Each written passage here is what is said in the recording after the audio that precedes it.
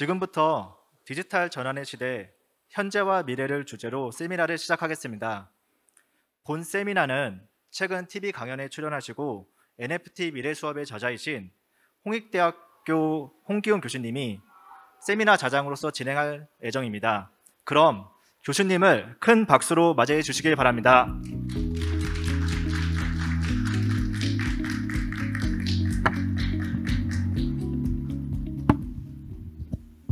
네, 안녕하세요. 홍익대학교 경영대 홍기훈입니다. 방금 말씀해 주신 주제가 너무 거창해서 약간 당황했는데요. 디지털 전환의 시대, 현재와 미래.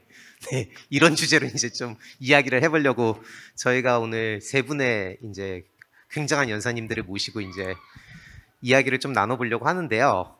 일단 오늘 세 분은 이쪽에 있어서 현업에서 그리고 기관에서 되게 다양한 활동들을 하고 계신 굉장히 대단한 분들을 모셨습니다. 그래서 20분씩 세 분께서 이야기를 해주실 건데요. 항상 제가 되게 다양한 행사의 좌장을 맡으면서 느낀 점은 시간을 빨리 끝내면 되게 주최 측에서 좋아해 주시더라고요.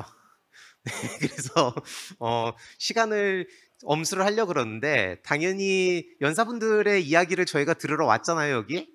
그렇기 때문에 연사분들의 이야기를 끊을 수는 없어요. 제 이야기를 끊겠습니다. 그래서 토론을 고무줄처럼 왔다 갔다 거릴 예정이기 때문에 토론이 저희가 어떻게 될지 모르겠어요.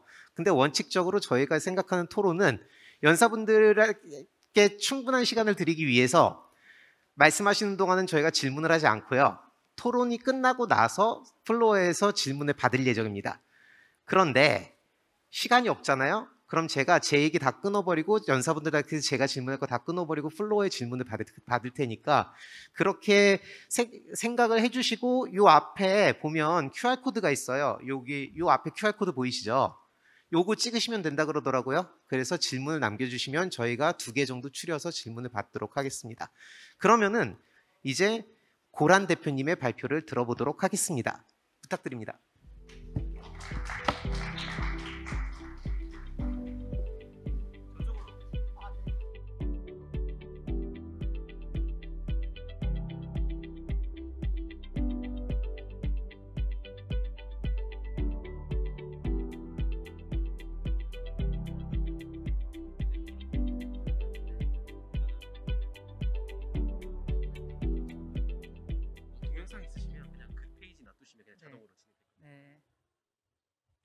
네, 안녕하세요. 알고란이라는 유튜브 채널을 운영하고 있는 고란입니다. 네. 이렇게 됐구나. 네. 발표할 때는 마스크를 벗고 해도 좋다 그래서 네, 벗고 하겠습니다. 저는 제목을 메타버스 시대의 NFT라고 갖고 와봤습니다. 가장 핫한 키워드 2가지를 들고 와서요. 아마 관심이 많으실 것 같습니다. 일단 제 소개를 먼저 해야 될 것 같습니다. 네, 저는 알고란이라는 유튜브 채널을 운영하고 있습니다. 혹시 지금 휴대폰을 들고 계시다고 하면 유튜브를 여셔가지고요. 알고란 검색하신 다음에 구독, 좋아요, 알림 설정 부탁드리겠습니다. 지금 끝나고 나서 몇 명이나 구독자가 늘었는지 체크해 보겠습니다. 네, 지난해 말에 업라이즈라는 디지털 자산 관리 회사의 거기에 콘텐츠 크리에이터라고 해서요. 저를 비롯한 몇 분의 인플루언서 분들이 같이 함께하게 됐는데 거기서 유튜브 제작에 도움을 받고 있습니다. 그전엔 중앙일보 기자로 거의 20년 가까이 있었고요. 직전에는 블록체인 미디어 조인디 중앙일보 자회사인데 거기서 최고 콘텐츠 팀 책임을 맡았습니다. 편집장이라고 할 수 있고요. 책으로는 뭐 기타 등등을 내고 있고 방송 활동하고 있는데 아마 유튜브에서 가장 많이 보셨을 것 같고요. 약간 전문가분들 앞에서 이런 말씀 드리는 게 너무 기초적인 얘기라서 어떨까 싶었는데 기초적인 얘기를 해달라라는 부탁에 응하게 됐고요. 많은 관심 부탁드립니다. 저는 그야말로 기초적인 얘기를 말씀드리겠습니다. 일단 요 그림 보이시죠? 네, 제가 밑에 설명을 써놨긴 했는데 이 그림 혹시 보신 적 있으신가요? 자, 이중섭 작가의 닭과 병아리 1950년대에 정확한 제작 연도는 알려지지 않았지만 50년대로 추정이 됩니다. 이번에 새로 대중에 공개된 작품입니다. 이 작품이 사실은 고 이건희 회장이 개인적으로 갖고 있었던 작품인데 정부에 기증을 하게 되면서 이번에 우리도 구경할 수 있게 됐습니다. 참고로 말씀드리자면 내년 4월 23일까지 국립현대미술관 서울관 1 전시실에서 MMCA 이건희 컬렉션 특별전을 엽니다. 여기에는 이건희 회장이 국립현대미술관에 기증한 이중섭 작품 104점 가운데 80여 점, 기존의 미술관이 소장하고 있던 11점 중 10점을 합쳐 총 90여 점이 전시된다라고 하니까요. 가서 한번 보시기 바랍니다. 자, 제가 이 그림을 보여드린 이유는 뭐냐면요. 그 전까지는 공개가 되지 않았다가 이건희 회장이 국가에 기증을 하면서 우리 일반인들에게 알려졌고요. 실물 그림은 국립현대미술관에서 만나보실 수 있습니다. 자, 이 그림은 어떤 그림인가요? 비풀이라는 작가가 있습니다. 본명은 마이크 윈켈이고요. 매일 첫 5000일이라는 작품입니다. 2021년 작품이고요. 15,000일이라는 게 뭐냐라고 보면 이분이 2007년부터 하루에 하나씩 디지털 작품을 하나 만들었어요. 보시면 아시겠지만 이게 콜라주인데 작은 디지털 파일이 5,000개가 붙어 있는 모양입니다.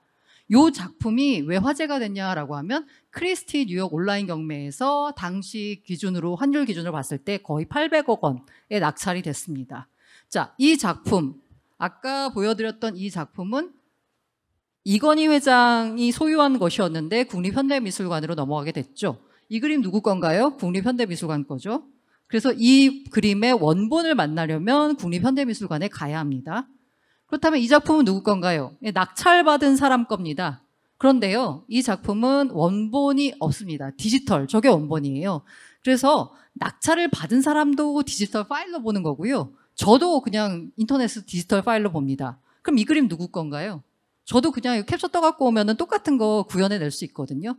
누구의 것인지 알 수가 없죠. 어쨌든 참고로 이 그림을 낙찰받은 사람은 당시 가격이 너무 화제가 됐었는데 이 낙찰자가 NFT 펀드 메타버스의 창업자인 메타코반이라는 가명을 쓰는 분이었어요. 이분이 이걸 왜 샀냐라고 보면 당시에 이런 NFT 작품에 대한 펌핑을 위해서 일부러 높은 가격에 샀다라는 의혹이 있기도 했는데요. 어쨌든 작품을 사면서 밝힌 소감은 이 작품이 현 세대의 가장 가치 있는 예술 작품이다. 언젠가는 10억 달러 이상의 가치가 있을 것이다 라고 밝혔습니다. 하지만 저도 이 그림을 똑같이 캡처 떠서 여러분들에게 보여드리고 지금 있습니다. 자, 디지털의 문제입니다. 자, 뭐냐? 진짜와 카피, 복제본의 차이가 없습니다. 소실률이라고 하죠? 전혀 없습니다. 이게 원본이 있을 때, 아날로그 방식의 원본이 있을 때는 우리가 그 명품이 있고 짝퉁이 있으면 특 A급이라고 하지만 원본은 아니잖아요. 명품은 아니잖아요. 하지만 디지털에는 뭐가 원본이고 뭐가 카피본인지가 없습니다. 바로 그게 문제죠. 복제가 가능하다라는 겁니다. 자, 그러다 보니까 이해가 안 가는 거죠. 아니, 이거 복제할 수 있는데 뭐 이렇게 그림 파일 쪼가리가 비싸냐라는 건데요. 제가 이게 뎁레이더라는 사이트가 있습니다. 그 사이트에 가가지고 지금까지 가장 비싸게 팔린 NFT를 순서대로 나열해봤더니 뭐 1, 2, 3, 4, 5등에 크립토 펑크가 있었습니다. 이게 약 10,000개 정도로 컴퓨터가 약간 제너레이트 돼가지고 각각의 그림의 속성을 부여해서 만든 일종의 뭐 아트라고도 볼 수 있죠. 라고 하는데 이 쪼가리가 이렇게 비싼 거예요. 자, 1번으로 올라와 있는 게 가장 비싼 걸로 거래가 됐는데 사실 이거는 자전거래로 밝혀졌습니다. 여기 보시면 인포라고 돼 있잖아요. 그게 약간 그 자전거래 의혹이 있다라는 부분을 표시하기 위해서 한 거고, 그럼 사실상 가장 비싸게 거래된 건 크립토펑크 5,822번입니다. 예, 당시 8,002더에 팔렸습니다. 네, 당시 가격으로요. 지금 이더리움 가격이 좀 떨어져가지고 지금으로 환산하면 좀 가격이 낮지만 여전히 지금 현재 1,200만 달러 정도가 되는 비싼 가격에 팔리고 있는 거죠. 그림 쪼가리, 제가 말씀드린 대로 이거를 갖고 있는 사람이나 저나 똑같이 캡처 떠서 쓸 수 있는 겁니다. 도대체 왜 이렇게 비싼 거야? 라는 생각이 들 수밖에 없죠. 자, 왜 이렇게 비쌀까? 를 얘기를 하려면 사실 메타버스라는 걸 말을 드릴 수밖에 없습니다. 제가 마침내라는 표현을 썼는데 메타버스 시대가 온다라는 말씀을 드리면서 메타버스 얘기를 하면 아마 많은 분들이 가장 많이 얘기하는 게 야, 메타버스 상상하기가 어려우면 스틸버그가 만든 2018년 작품 레디 플레이 원을 봐라 라는 얘기를 많이 들어보셨을 거예요. 여기서 그리는 게 네가 생각하는 메타버스야 라고 합니다. 자, 그래서 우리는 이제 메타버스라고 하면 어떤 공간을 떠올립니다. 자, 그런데 한번 관점을 바꿔보겠습니다. 메타버스는 과연 공간일까? 공간이 아니라 시간이 아닐까라는 생각을 한번 해봤습니다. 이에 대한 관점을 준 사람은요, 샨 퓨리라는 트위치에서 일을 했던 분입니다. 제가 이게 아무나 이런 소리 한 게 아니고 꽤 유명한 사람이 했다라고 해서 요 사람의 그 프로필을 갖고 와 봤는데요. 밀크로드라는 곳에 이제 CEO를 지내고 있고요. 트위치에서 프로덕트 및 모바일 게이밍 엔지니어링 시장 선임 총괄을 맡았습니다. 자, 인상적인 게 트위치라고 하는 게 스트리밍 플랫폼인데 주로 게임 분야에서 많이 활용이 되고 있습니다. 자, 우리가 메타버스라고 했을 때 게임 회사들이 실적 발표를 할 때 많이 하는 얘기가 뭐냐면, 야, 메타버스 별거 없어. 우리 게임 회사는 옛날부터 메타버스 하고 있어 라는 얘기를 하고 있잖아요. 사실 메타버스와 게임이 가장 많이 닮았던 거죠. 그래서 아마 이 샨 프리라는 사람이 이런 아이디어를 줬는지 모르겠습니다. 이 사람이 트위터에 쓴 글입니다. 지난해 10월 말에 쓴 글인데요. 자, 한번 생각해보자. 모든 사람들이 다 메타버스에 대해서 좀 오해하고 있는 것 같아 라고 하면서 내가 3가지 이론을 설명을 해줄게 라고 했습니다. 자, 첫 번째는 뭐야? 자, 메타버스 하면 버추얼 플레이스, 가상 공간을 떠올린다. 뭐 레디 플레이 원 같은 말이지. 뭐 마인크래프트나 로블록스나 저커버그가 약간 자기네 페이스북 데모에서 보여줬던 공간을 떠올리는데 진짜 장소가 맞아? 플레이스 맞아? 라고 한 거죠. 자, 플레이스가 아니라 만약 시간이라고 생각하면 어떨까? 맞아, 시간. moment in time. 바로 시점이라는 거, 시점. 자, AI에서 싱귤레러티, 특이점이라는 개념을 들어보셨을 겁니다. 바로 AI가 인간보다 더 스마트해지면, 더 똑똑해지는 그 순간, 그 시점을 싱귤레러티라고 하고요. 그래서 우리가 많이 생각하는 로봇이 인간을 지배하는 그게 바로 이 특이점을 넘어섰을 때 올 수 있다는 얘기를 하거든요. 이 특이점을 한번 메타버스에 적용을 해보자는 겁니다. 자, 그래서 이 사람이 쓴 굉장히 긴 트위터의 스레드가 있거든요. 그 글을 제가 그냥 한글로 옮겨봤습니다. 자, 뭐냐면 좀 약간의 의역을 거쳐서 정리를 해보자면, 자, 메타버스를 우리가 공간이 아니라 한번 시간, 시점으로 보자. 모먼트 인 타임으로 보자면 디지털의 삶이 실제 물리적인 삶보다 중요해진 바로 그 시점입니다. 자, 메타버스라고 하는 건요, 그러니까 어느 날 갑자기 뿅 하고 일어나는 변화가 아니라 뭐 스티브 잡스가 뭔가 그 아이폰을 쫙 들고 나왔던 것처럼 발명품이 아니라 20년 동안 일어나고 있던 점진적인 변화입니다. 그러니까 메타버스는 이미 시작이 된 거고요. 그 초창기 모습은 지금 점점점 현실 세계보다 메타버스 세상이 좀 커지고 있는 거죠. 즉 그런 세상이 나타나고 있고요. 만약에 내가 지금 현실 세계에서 이 자리에서 발표하는 내가 더 중요하고 나의 하루 24시간 중에 오프라인에서 보내는 시간이 더 많다라고 하면 아직 메타버스 시대가 온 게 아닙니다. 하지만 내가 가상 공간에서 맺는 인간관계와 가상 공간에서 창출하는 경제 활동이 지금 오프라인 공간에서보다 더 크다면 그때는 바로 메타버스 시대가 왔다라고 표현할 수 있는 거죠. 자, 여기서 중요한 건 뭐냐? 메타버스에서 일어나는 경제 활동과 현실 세계에서 일어나는 경제 활동 가운데 어느 부분이 더 중요하냐라는 거죠. 자, 모든 게 디지털화된다. 당신의 친구, 직업, 자아까지도. 이 가상화폐 통하면 나의 자산까지도 온라인이다. 여기서 바로 이제 디지털 자산이 나오는 거죠. 포트나이트 스킨이 새 시대의 청바지인 것과 마찬가지다라고 해요. 모루가 하루 종일 온라인에 머무른다면 당신의 플렉스도 디지털을 통해 일어나야 한다라는 겁니다.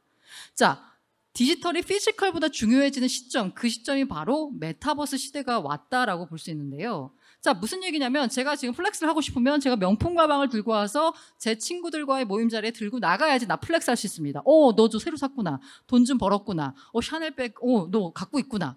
자랑할 수 있는데요. 이제는 그 오프라인에서 만나는 공간보다 온라인에서 만나서 맺는 인간관계가 더 중요한 거예요. 그 인간관계 속에서 나를 플렉스를 하려면 오프라인에서 아무리 비싼 거 들고 있어봐야 플렉스할 공간이 없어지는 거죠. 그때 바로 우리가 많이 플렉스한다고 지금 많이 등장하고 있던 게 아까 제가 보여드렸던 크립토 펑크 이 프로파일 같은 겁니다. 내가 그 오프라인에서 나를 디스플레이 하는데 그 프로파일을 갖다가 딱 이렇게 보여주면 사람들이 저 정도를 살 수 있는 사람으로 나는 포지셔닝이 되는 거잖아요. 그게 나한테는 더 중요한 의미가 있는 거고요. 바로 디지털이 피지컬보다 중요해지는 그 시점이 됐을 때가 바로 메타버스가 왔다라는 건데요. 지금 우리가 NFT에 대해서 얘기하고 메타버스에 대해서 얘기하고 있는데 여기에 그런 약간 그 사족이 하나 붙어요. 재밌는 게 뭐냐면 우리가 예전에는 그 이메일이 뭐야, 인터넷이 뭐야 이런 거 가지고 한참 동안 논쟁하던 시절이 있었습니다.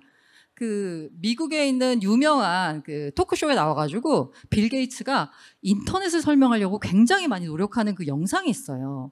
그래서 야 인터넷이 뭐야라고 했더니 인터넷은 말이야 거기서 보면 뭐 TV도 볼 수 있어. 그러면 야 TV야 무슨 텔레비전 통해서 보면 되지. 인터넷은 말이야 거기서 메일을 보낼 수 있어. 야 메일은 우편을 통해서 보내면 되잖아 라고 서로 얘기를 주고받거든요. 그런데 지금 우리가 그런 상황이라는 거죠. 아마 나중에 되면 메타버스가 뭔지 NFT가 뭔지에 대해서 서로 뭔가 논쟁을 하지 않아도 될 그 시점이 바로 올 겁니다. 자, 그래서 아까 제가 뭔가 인간은 약간 플렉스에 대한 욕망이 있습니다. 플렉스를 하고 싶어요. 근데 메타버스가 돼서 디지털이 더 중요해졌어요. 피지컬보다. 그래서 뭔가 플렉스를 하고 싶은데 복제가 가능해요. 그럼 어떻게 될까요? 안 되죠. 그래서 나온 게 바로 NFT 디지털 원본 인증서입니다. 자, 원본 인증서가 이렇게 생겼어요. 들어가 보면은 뭐 주소가 나오고 있고 뭐 이더 스캔이라고 해서 이게 크립토펑크는 이더 기반으로 발행이 돼서요. 여기에서 그 이력 같은 걸 추적을 해볼 수 있습니다. 근데 이게 약간 생긴 모양을 보면은요, 이 NFT라고 하는 게 디지털 등기 권리증에 가깝습니다. 보시면 아시겠지만 여기서 그 트랜잭션 히스토리를 보시면요, from to라고 있죠. 그러니까 누구의 지갑에서 누구의 지갑으로 옮겨섰는지가 다 표시가 되어 있습니다. 트랜잭션 날짜도 표시가 되어 있고요. 우리가 아파트 등기부 권리증 떼보면은 거기서 전 소유주가 누구였고 뭐 근저당이 설정돼 있고 뭐 이런 거 나오잖아요. 약간 그런 느낌으로 보시면 됩니다. 자, 요것도 이제 어카운트 파일이라 그래서 이 크립토펑크를 들고 있는 사람의 지갑을 한번 까봤더니 이 지갑에는 현재는 지금 이 크립토펑크 하나밖에 없습니다. 다른 토큰들은 들어있지 않아요. 요 지갑까지 다 볼 수 있는 겁니다. 자, 근데 어떻게 아까 제가 플렉스를 한다라고 했잖아요. 그럼 원본이 있어야 돼요. 디지털에서 원본이 불가능한데 NFT가 원본을 보여줬다 했잖아요. 복제본이잖아요. 복제본에 어떻게 아우라가 있을까라고 하는데 이 복제본에 대한 아우라에 대한 논쟁은 사실 미술 시장에서 이미 있어 왔습니다. 자, 이게 바로 마르셀 주샹의 샘이라는 작품입니다. 이거 그냥 시중에서 팔고 있는 소변기를 갖다가 뒤집어 놓고 자기가 샘이라고 이름을 붙이고 뭔가 그 머트라고 해서 사인을 한 거예요. 이렇게 하다 보니까 이 작품이 어떻게 됐냐라고 하면요. 99년에 뉴욕 소더비 경매에서 1,700만 달러에 낙찰이 됐습니다. 자, 똑같은 변기인데 왜 이 샘은 그렇게 비싼 가격에 낙찰이 됐고 우리가 시장에서 사는 변기는 왜 그 변기 그대로일까요? 바로 이 레디메이드 이미 만든 기성품에다가 미술가가 예술가가 개념이라는 관념, 아이디어를 부여한 거거든요. 그렇게 부여하는 순간 복제본의 아우라가 생겨버린 거죠. 이미 있는 변기와 여기 있는 변기는 다른 변기가 돼버린 거예요. 앞서 말씀드린 대로 디지털, 이거는 복제가 되는데 아까 개념이라는 의미도 부여하기가 어려워요. 왜? 복제가 가능하니까. 근데 아까 말씀드린 대로 NFT를 통해서 똑같은 복제본 아니야, 이거 원본이야 라고 인정을 해준 거죠. 자, 그래서 NFT에 대한 정의를 이렇게 말씀드릴 수 있을 것 같습니다. 마이크 노보그라츠는 갤럭시 디지털 CEO가 있는데요. 인터넷이 가치를 세상에 무료로 공유해줬다면 NFT는 가치 있는 것들의 가격을 매겨준다. 지금까지 디지털이었는데 가치가 있어요. 근데 복제가 가능하니까 가격을 매길 수가 없어요. 왜? 누구나 다 그냥 갖다 쓰면 되는 거니까. 하지만 NFT는 드디어 가치 있는 것들의 가격을 매겨주기 시작했다라는 겁니다. 자, 디지털 쪼가리가 왜 비쌀까라고 보면은 여기 보시면 이제 아까 제가 NFT는 이제 복제본에다가 원본성을 부여하게 됐잖아요. 그럼 도대체 이걸 누가 살까? 결국 가격이라고 하는 건 비싸게 사주는 사람이 있을 때입니다. 자, 제가 크립토펑크를 많이 들고 있는 사람들을 소팅을 해봤습니다. 이런 사람들이 누구냐? 다 코인으로 부자 된 사람들이에요. 지금 현재는. 자, 이 코인으로 부자 된 사람들이 뭔가 내가 플렉스를 하고 싶어요. 그럼 어떻게 플렉스를 할까? 바로 이 NFT를 비싸게 사서 플렉스를 하는 겁니다. 자, 그래서 NFT가 왜 비싸냐? 지금 코인하는 부자들이 왜 그 NFT를 비싸게 사냐를 보면은 이건 우리의 인간의 소비 성향과 관련돼 있습니다. 기본 욕구와 관련돼 있는 거예요. 자, 이거 장 보드리아르라는 프랑스의 철학자가 있는데요. 이 사람이 얘기한 게 바로 기호 가치입니다. 자, 우리가 살면서 가치를 소비하는데 인간은 기호 가치를 소비하고요. 기호 가치의 놀라운 점은 이게 예를 들어서 밥은 부자나 나나 세 끼 먹는 거 똑같습니다. 아무리 비싼 거 먹어봐야 거기서 벌어질 수 있는 간극 차이는 크지 않아요. 하지만 사회적 존재로서 인간 욕구엔 한계가 없고 그 사회적 존재임을 표현하기 위한 기호 가치의 표현에는 한계가 없습니다. 바로 명품과 닮아 있는데요. 사실 물건의 쓰임새는 교환 가치입니다. 교환 가치는 사용 가치와 기호 가치, 교환 가치라고 하는 건 물건의 가격이죠. 사용 가치와 기호 가치로 나뉩니다. 자, 명품과 짝퉁을 보면은요, 사용 가치는 똑같아요. 가방 똑같죠. 그런데 기호 가치가 어마어마하게 사용 가치보다 붙어가지고 가격이 형성이 되는 겁니다. 자, 이 기호 가치라고 하는 건요, 당연히 계급과 연결이 됩니다. 기호 가치는 얼마나 쓸데없는데 내가 돈을 쓸 수 있느냐를 과시하는 수단인 거거든요. 누가 쓸데없는 돈을 쓸 수 있지? 이걸로 통해서 가격이 결정되는 겁니다. 자, 그러면 쓸데없는데 돈을 쓰고 싶어 라고 했을 때 어떻게 해야 돼요? 이거를 와, 너 저런 데도 돈을 쓸 수 있는 사람이구나 라고 인정을 해주는 사회가 존재해야 됩니다. 조직이 존재해야 돼요. 그걸 바로 커뮤니티라고 부르죠. 자, 이 작품은 잭슨 폴럭이라는 작가의 넘버 5라는 작품입니다. 2006년에 회화 사상 가장 비싼 값인 1억 4천만 달러에 팔렸습니다. 자, 이 그림을 보고 나는 심미적인 아름다움을 느낄 수 있어! 라고 하시는 분들은 미술 감각이 뛰어나신 분이고요. 이 작품을 보면서 이게 뭐야? 그냥 물감 뿌리는 거잖아. 실제로 액션 페인팅이라는 기법으로 만든 작품입니다. 자, 이 잭슨 폴락의 작품이 이렇게 인정을, 미술계에서 인정을 받을 수 있었던 건 바로 이 사람 때문입니다. 패기 구겐하임이라는. 이 패기 구겐하임이요, 옆 보시면 이 사진인데 이 옆에 보시면 엄청난 사람들이 막 있어요. 뭐 몬드리안, 뒤샹, 뭐 그 에른스트, 뭐 이런 사람들 옆에서 이 사람들을 주물럭했던 일종의 그 미술 그 아트 컬렉터거든요. 이 사람이 한 일이 뭐냐면 2차 세계대전이 벌어졌을 때 유럽에 있는 미술품들을 전부 다 갖고 와서 뉴욕으로 옮겼습니다. 뉴욕을 세계 미술의 중심지로 바꾼 사람이거든요. 이 사람이 무슨 얘기를 했었냐면 내 첫 번째 성취는 잭슨 폴럭이고 두 번째는 아트 컬렉션이다라고 했어요. 뭐냐? 잭슨 폴럭이 지금의 잭슨 폴럭으로 인정을 받을 수 있었던 건 커뮤니티의 인싸인 이 패기 구겐하임이 잭슨 폴럭에다가 작품에 가치를 부여해줬기 때문이에요.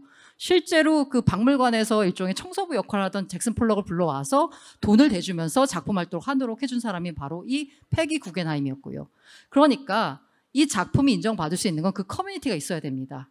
그 커뮤니티가 있어야지 그 커뮤니티 안에서 내가 플렉스를 했을 때 인정을 받을 수 있는 겁니다. 자, 그래서 NFT 관련된 전문가들이 항상 얘기하는 게 커뮤니티입니다. 커뮤니티가 있어야지 가격이 되거든요. 그럼 왜 지금 그 커뮤니티라고 말씀드리는 것도 이 작품이요. 이게 장퀄의 작품인데 이 장퀄이라는 작가의 작품이 원래는 한 300만 원에서 400만 원대에 오프라인에서 거래가 됐어요. 그런데 업비트가 NFT 마켓을 열면서 처음으로 이 작품을 경매에 내놨더니 3.5비트에 낙찰이 됐습니다. 억 단위에. 몇 배로 된 거죠. 왜? 장퀄의 그냥 작품이 아니에요. 이 장퀄의 작품을 이 NFT로 산 사람들은 코인 부자들, 업비트라는 국내 최대 거래소가 만든 NFT 거래소에서 첫 번째로 나오는 거야 라는 거에 의미를 부여한 거죠. 같은 작품이 아닙니다. 의미 부여가 어디에 됐느냐에 따라 다른 거죠.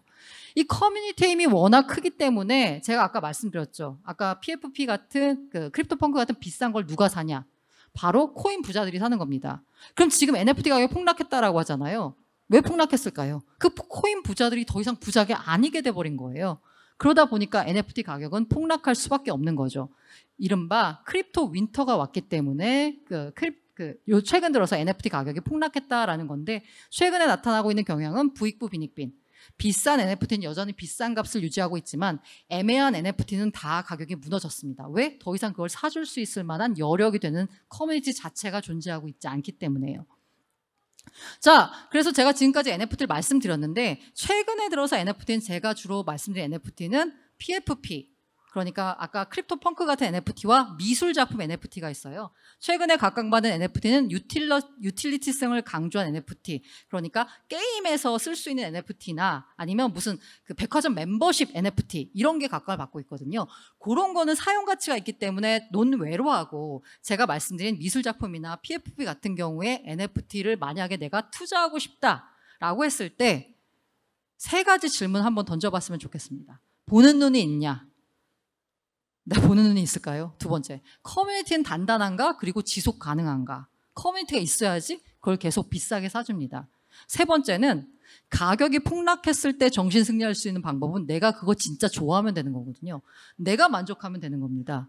가심비라고 하죠. 세 가지 질문에서 만약에 거기다 예스다라고 하면은 내가 그 NFT 투자하는 거지 NFT 투자는 결코 쉽게 접근할 수 없다라고 보시면 될 것 같습니다. 얘기가 길어졌습니다. 다음 토론 시간에 또 만나 뵙겠습니다. 네, 감사합니다. 네, 발표 재밌게 잘 들었습니다. 디지털이 피지컬보다 중요해지는 시점이라는 말이 좀 기억에 났는데요. 제가 어렸을 때 게임 진짜 좋아했거든요. 리니지 진짜 열심히 했는데 그 당시에 저는 사실 혈맹이 제 인생보다 더 중요했었어요. 그래서 저의 메타버스의 시대는 이미 99년에 왔지 않았을까라는 생각을 하면서 보스턴 컨설팅 그룹의 진창호 파트너님을 모시겠습니다.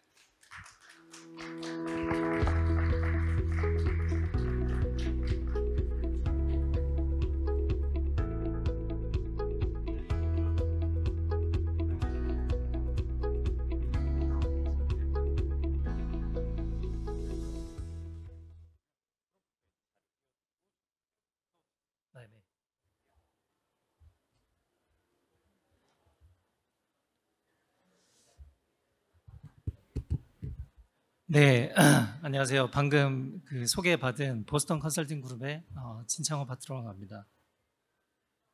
감사합니다.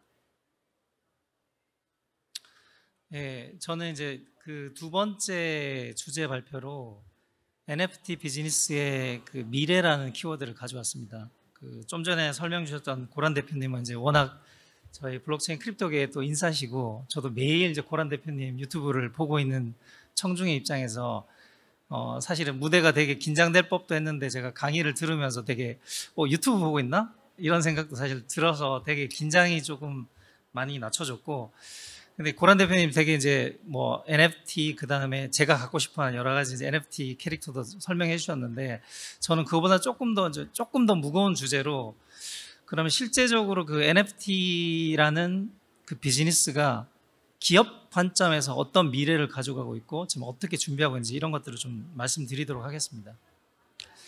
네, 앞서서 이제 제 소개를 간단히 드리면 저는 그 보스턴 컨설팅 그룹이라는 글로벌 전략 컨설팅 펌에서 블록체인, 그 다음에 디지털 자산, 웹3, 메타버스 영역들을 기업들 대상으로 컨설팅을 하고 있는 이제 컨설턴트고요. 전체 제가 BCG에서 이런 이 영역에 대해서 저희 팀을 이끌고 이제 과제를 하고 있고, 제 최근에 했던 이제 과제들을 조금 프로젝트를 설명드리면 뭐 아마 블록체인 크립토계에 계신 분들은 좀 아시겠지만 블록체인이 저희가 한 4, 5년 전부터 기업들에게 관심을 가지는 시점에서 많이 회자됐던 게 뭐 작년에 저희가 많이 얘기 나왔던 그 한국은행의 블록체인 기반의 그 CBDC 디지털 화폐 컨설팅에 제가 총괄 파트너를 담당했었고요. 국내 이제 기업들이 블록체인에서 나오는 여러 가지 유스 케이스들, 뭐 여기 보시는 뭐 NFT나 STO, 뭐 증권형 토큰 오퍼링이나 예전에 DID나 그런 최근에 생겨나고 있는 여러 형태의 블록체인 기반의 기술 기반으로 어떤 서비스들을 해 나가야 되는지 이런 고민에 관련된 여러 프로젝트를 진행을 했었습니다. 제가 이제 오늘 이번 세미나를 요청받고 준비하면서 제가 주변에 있던 그 기업 임원분들이나 이제 산업계에 계신 분들한테 세션에서 어떤 얘기를 하면 좋을까요?라고 제가 좀 의견을 들어봤는데 이제 가장 궁금해하시는 질문 3가지를 제가 답하는 형식으로 이제 세미나를 좀 준비했습니다. 그래서 첫 번째는 지금 아시다시피 아까 고란 대표님도 얘기해 주셨는데 크립토 윈터가 이제 와 있고 현재 많은 손실을 보고 계신 분들 계시지만 그런 이런 시점에서 NFT라는 게 향후에 어떻게 변화될까? 그게 가격의 플럭츄에이션 말고 비즈니스 관점에서 어떻게 변화될까라는 게 궁금하다라는 게 첫 번째 질문이었고요. 두 번째는 지금 많은 우리 블록체인 NFT 관련된 기사들이 쏟아지고 있는데 뭐 어떤 기업들이 NFT를 활용해서 어떻게 한다더라 이런 기사들이 매일 나오고 있습니다. 뭐 지난주에는 스타벅스가 NFT 웹3 기반의 리워드 프로그램 론치한다 이런 기사도 보셨을 거예요. 그래서 도대체 지금 아까 고란 대표님 설명 주셨던 NFT의 기본적인 속성과 그 기술의 특성을 가지고 도대체 이런 글로벌 선도 기업들은 어떤 고민을 하고 있는 거야? 라는 것들에 대한 질문을 또 세션에서 풀어갈 예정이고요. 그럼 마지막으로 그래서 우리는 어떻게 해야 돼? 이 세 가지 질문 가지고 세션을 진행해 보겠습니다. 네, 그래서 첫 번째 그 질문에서 NFT라는 게 지금 크립토 윈터 관점에서 앞으로 미래 비즈니스가 어떻게 될까라는 게 이제 첫 번째 질문인데요. 저희가 오늘 세미나 준비하는 동안 연사실에서 대기하고 있는데 그 금결원 관계자분께서 오셔가지고 그 오늘 기사가 나왔다고 연합뉴스에서 NFT가 8개월 동안 뭐 97%가 급감했다 거래 대금과 거래 금액이. 그래서 이제 그런 안 좋은 기사가 나왔다고 이제 얘기 주셨는데 지금 저도 첫 시작을 이런 거래 금액, 뭐 거래 규모, 그 다음에 NFT를 실제 거래하고 있는 지갑의 액티브한 숫자 이런 것들을 말씀을 이제 드리면서 시작하려고 하는데 저는 개인적으로 이제 NFT 얘기할 때 숫자 얘기하는 걸 되게 싫어합니다. 그러니까 뭐 가격이 얼마야, 금액이 얼마야 그런 걸 얘기하는 거 싫어하지만 지금 저희가 어느 전에 와 있는지를 판단하기 위해서는 좋은 지표라고 보이고요. 그럼 이제 저희가 이런 지표들을 어떻게 해석해야 되냐라는 것들을 조금 기업 입장에서 생각해 봐야 될 것 같습니다. 왜냐하면 아마 여러분들이 아시는 그 하이퍼 사이클에 어떤 기술이 각광을 받고 하이브를 타면 거기에 과열되게 투자자, 투기꾼들이 모여들게 되고 그럼 가격이 상승하게 됩니다. 그러면서 뜬구름같이 신기루 같은 환상을 가지다가 정신 차리고 보면 이제 가격이 좀 떨어지고 안정화되는 그런 시기고요. 저는 여기 보시면 아시겠지만 올 초부터 시작해서 이제 NFT 거래액도 급감하고 전체적으로 다운되고 있지만 크게 두 가지입니다. 하나는 글로벌 전체 경기의 침체, 그다음 두 번째는 뭐 루나 사태가 촉발한 건 아니지만 그런 전반적으로 크립토 업계의 이런 침체기를 거치면서 지금 현재 시점에 와 있는 거고, 그럼 그런 관점에서 이 시점을 어떻게 봐야 되냐라는 저희가 추가 질문을 해보면 뭐 제가 설명드리는 것보다 지금 NFT를 둘러싸고 있는 이 크립토계에 각 전문가들이 어떤 견해를 가지고 이 시장을 들여다보고 있고 어떤 얘기를 하고 있는지를 보시는 게 좋을 것 같아요. 그래서 왼쪽에 제가 정리한 내용들을 보시면 아마 이제 이 NFT의 시장 가치에 대해서 이거 무슨 사기다, 스캠이다, 버블이다 이렇게 이제 부정적으로 보시는 분들의 코멘트를 제가 좀 여기 정리해 놨고요. 안타깝게도 아까 고란 대표님 얘기해 주셨던 마이크로소프트 빌 게이츠도 여기 있네요. 네, 그리고 오른쪽에는 그 사실 NFT가 버블은 맞지만 일시적으로 작년에 이게 기술적인 관점에서는 앞으로 미래 비즈니스를 바꿀 수 있는 그런 좋은 사실은 기저기술이다라고 보는 견해도 있습니다. 그래서 제가 이 두 개의 견해 중에 누가 맞다 누가 틀리다고 얘기를 드리기보다는 그 다음 장에서 지금 이러한 시기 뭐 이제 NFT의 가격에 대해서 저희는 더 이상 기사거리가 안 나오고 논쟁하지 않은 상태에서 그럼 지금 이 NFT 산업계에서 어떤 일이 벌어지고 있는지를 한번 여러분들이 객관적으로 좀 보시는 게 좋을 것 같아요. 그래서 세 가지를 제가 좀 정리를 해왔는데, 첫 번째, 가격을 떼놓고 지금 과거에 우리가 NFT 기반의 마켓플레이스, NFT를 발행하고 뭐 거래하고 얼마에 거래됐다 이렇게 막 기사상으로 나왔던 것들에서 지금은 조금 더 컴다운해서 밑에 있는 영역들에 대해서 생태계가 만들어지고 있다. 이제 그게 어떤 거냐면 아마 여러분들이 아시는 오픈시라는 되게 유명한 NFT 마켓플레이스가 있는데 그 NFT를 발행하고 유통하고 거래하고 이걸 활성화시키는 생태계적으로 지금 여러 기술 기업들이나 그다음 산업에 유수한 기업들이 이런 준비를 하고 있다. 그래서 이런 것들은 되게 눈여겨볼 필요가 첫 번째 있고요. 두 번째는 인재들이 몰리고 있다. 이 NFT를 포함한 크립토 웹3기에.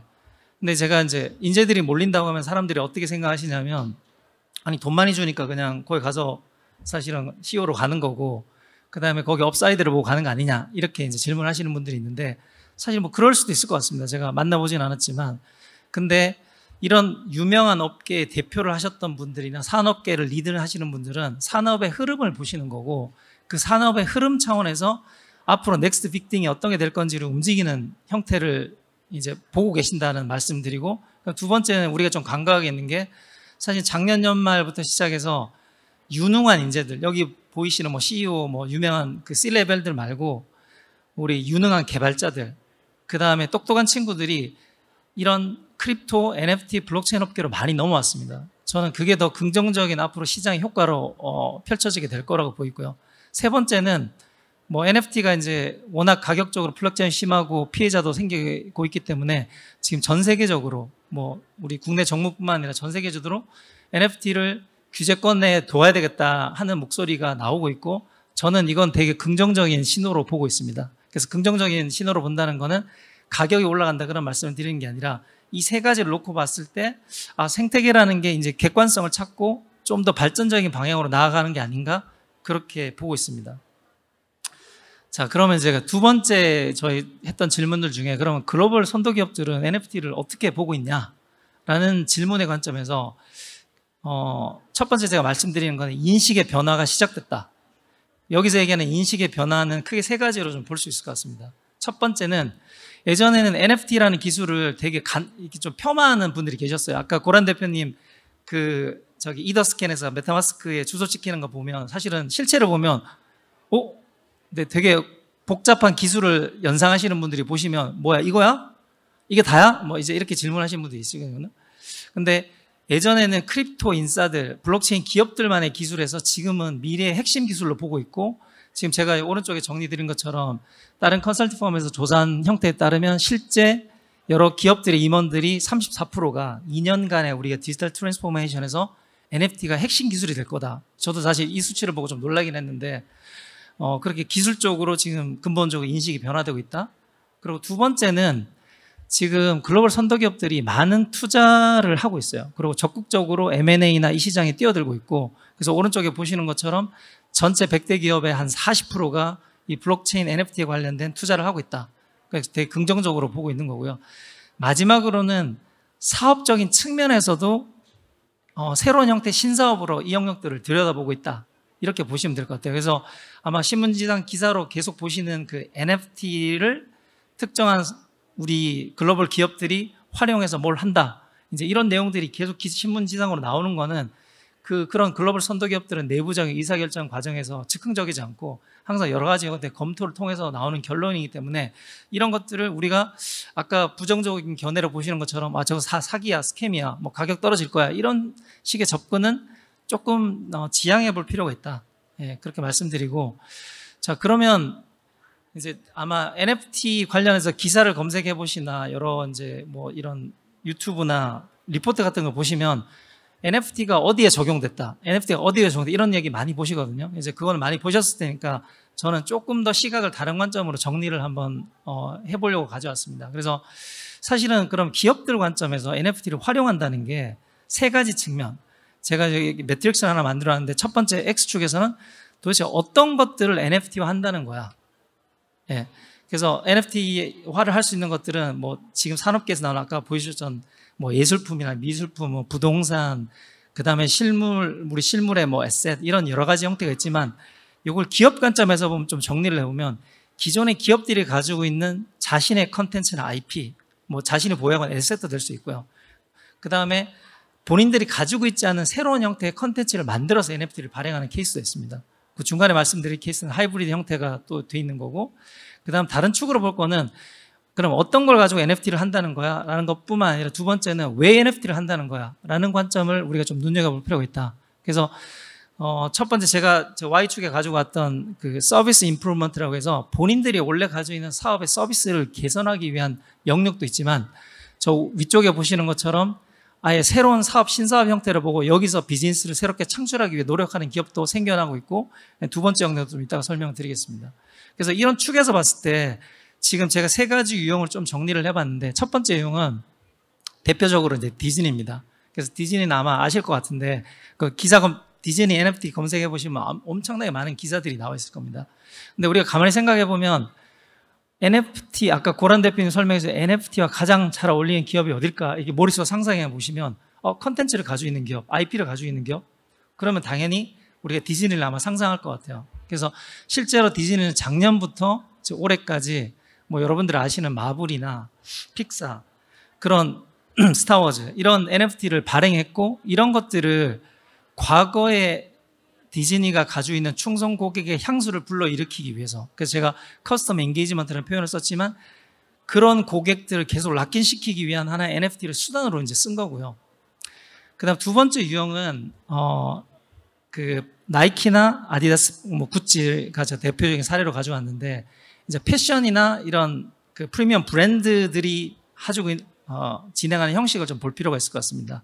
사실 이분들은 여러 가지 에셋도 많이 가지고 계시지만 디즈니처럼 파워풀한 IP나 컨텐츠를 가지고 있는 기업은 아니에요. 그래서 이분들이 선택한 전략은 본인들이 가지고 있지 않은 NFT계의 재미난 프로젝트 혹은 재미난 그런 IP들을 사오거나 아니면 협력을 해서 실제적으로 새로운 비즈니스를 창출하기 위해서 이 시장에 뛰어드는 그런 유형이라고 보시면 될 것 같습니다. 그래서 아까 보셨던 그 고란 대표님 보여주셨던 뭐 BAYC의 지루한 원숭이 요트클럽 같은 경우도 나이키에도 사고 아디다스에서 사고 나이키 같은 경우는 NFT 기업들을 인수하면서 지금 이 시장에 뛰어들고 있는 형태가 될 것 같습니다. 그리고 이제 오른쪽 마지막으로 보시는 그 로고들은 아마 여러분들이 이미 알고 계시는 분들은 이미 크립토나 이런 NFT에 친화적이신 분일 것 같고 저 로고가 뭐지라고 하시는 분들은 이제 아직 이쪽 잘 모르시는 분들 있겠지만 그 제가 세 번째 용으로 가져온 것들은 어떻게 설명드리면 크립토 NFT계의 대표 기업이라고 표현하기는 프로젝트입니다. 그래서 제일 위쪽에 우상단에 보시는 기업이 이제 아까 보여드렸던 BAYC, 유가랩스가 가지고 있는 그 다음에 이제 클로넥스라고 아티팩트라는 최근에 올해 나이키가 인수한 그 AR 패션을 제작하는 기업인데 거기서 낸 프로젝트, 그 다음 두리들이란 이런 이제 재밌는 프로젝트들이 있는데 이런 기업들은 원래 본인들이 가지고 있는 IP나 컨텐츠를 기반으로 NFT 시작한 게 아니고요. 본인들이 철학적 사상과 원칙을 가지고 NFT를 발행해서 실제 이렇게 하나의 새로운 형태의 커뮤니티를 만들거나 신사업 모델을 만들어가고 있는 그런 형태로 이해해 주시면 될 것 같습니다. 자, 그런데 이제 그런 관점에서 그러면 그 다음 질문이 아까 제가 이제 정리했던 거는 글로벌 선도 기업들이 어떤 영역에서 NFT를 시작해서 도대체 왜 하는 거고 어떻게 하는 건지 설명을 드렸다면 그 다음 질문은 그럼 이게 기업 관점에서 이게 지속 가능한 모델로 가기 위해서는 도대체 뭘 해야 돼? 라는 게 기업 입장에 가장 큰 고민입니다.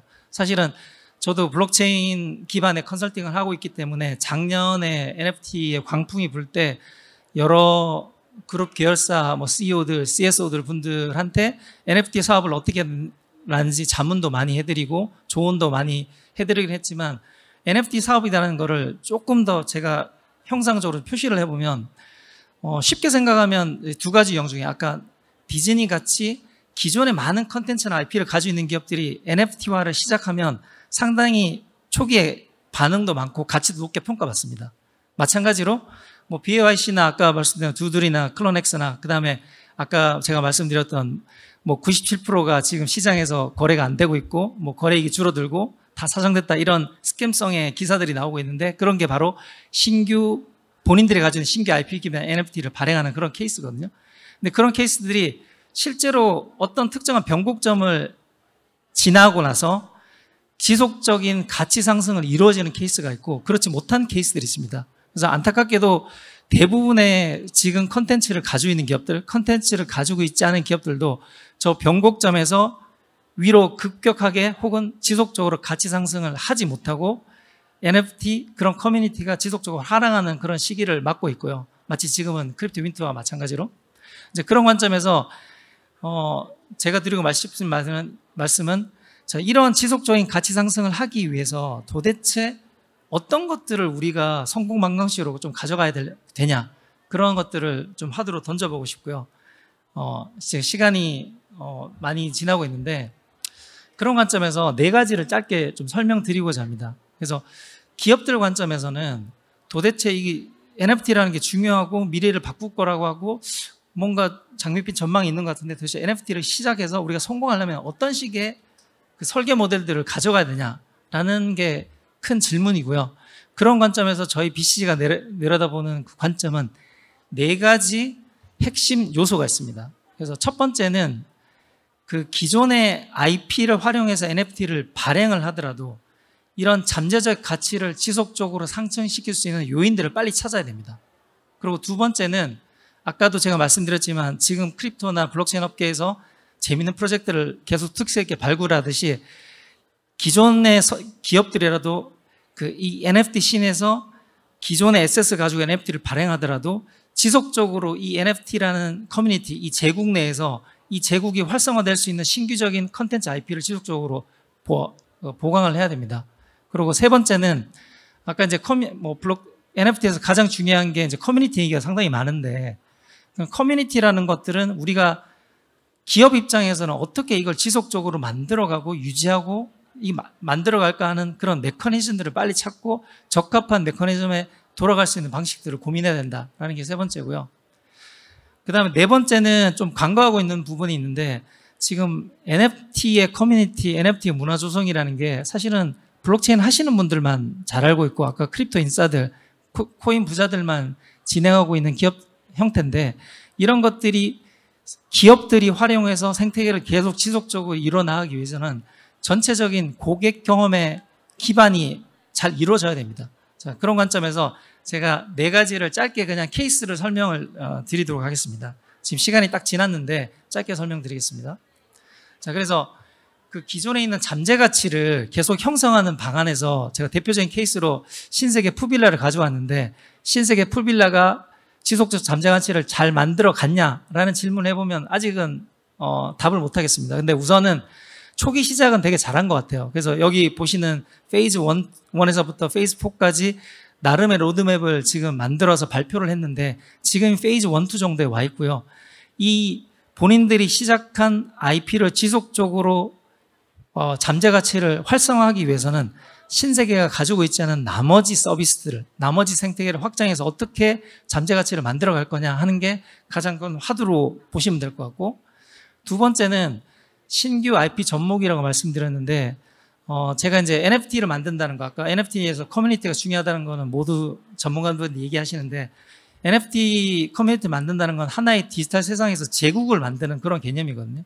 근데 디지털 제국에는 NFT라는 게 결국에 그 제국을 들어가는 하나의 뭐 입장권, 우리가 이제 게이트웨이 역할을 하는데, 그 제국이 지속적으로 성장하려면 지속적으로 그 참여하는 엔티티 참여자들이 활용할 수 있는 신규적인 IP 컨텐츠를 제공해야 됩니다. 그래서 아디다스나 뭐 유니버설 스튜디오가 보면 재밌는 프로젝트를 통해 가지고 아까 보셨던 BAYC 같은 형태 말고도 다른 형태의 IP를 접목해서 계속 크리에이션 하고 있다.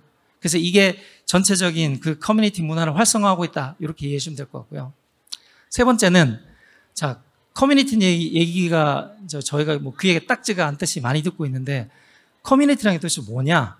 지금 우리가 이걸 좀 중기적이고 장기적인 관점에서 들여다볼 필요가 있습니다. 그래서 초기 세팅할 때는 뭐 마케팅도 하고 디스코드에 우리가 트위터에도 광고도 하고 여러 인사들을 모시기도 하지만, 지속 운영적인 측면에서 어떻게 이 커뮤니티 의사결정을 할 거고, 그 다음에 어떻게 이 홀더들 대상으로 지속적으로 이 커뮤니티가 활성화될 수 있게 동인을 만들어 줄 거고, 그 다음에 어떤 수익 모델이나 어떤 활성화 정책을 만들어 갈 건지를 지금 형태의 다양한 프로젝트에서 되게 다양하게 고민하고 있습니다. 그래서 여기 커뮤니티라는 건 정답은 없고, 단지 커뮤니티가 지향하는 목적성, 그 다음 타겟, 그 다음에 그 커뮤니티에 참여하는 참여자들이 어떤 동의를 가지고 계속 빠르게 뛸 건지, 그게 가격이 될 수도 있고요. 아니면 신뢰가 될 수도 있고, 아니면 미래에 벌어질 신규적인 서비스의 가치일 수도 있고요. 그런 것들을 빨리 찾아가는 게 이 NFT 커뮤니티의 핵심이라고 저는 보고 있습니다.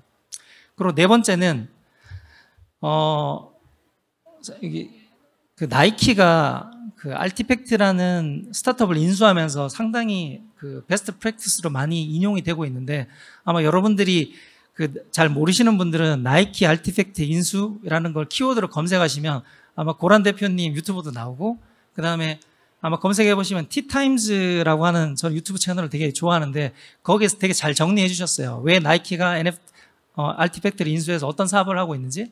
그래서 제가 그거를 설명드리고자 하는 건 아니고, 아까 이 NFT를 지속 가능하게 하는 모델에서 결국에는 생태계 참여자, 유저들이 그 생태계 내에서의 그 경험들이 상당히 중요한 거거든요. 근데 나이키는 저는 긍정적으로 보는 이유는 실제 그 실물 운동화를 구매하거나 아니면 운동화 기반의 운동화 NFT를 구매하는 관점에서 고객의 여정들을 처음부터 끝까지 그럼 중간의 관점에서 되게 심리싸게 고민을 맞이해서 세부 설계를 했습니다. 그래서 이런 부분이 커뮤니티 확장할 때 상당히 중요하고, 앞으로 이런 포트폴리오를 기반으로 했을 때 기업들도 좀 고민해야 되지 않을까, 그렇게 보고 있습니다. 네, 제가 한 5분 지난 것 같은데 이게 제가 준비한 마지막 슬라이드고요.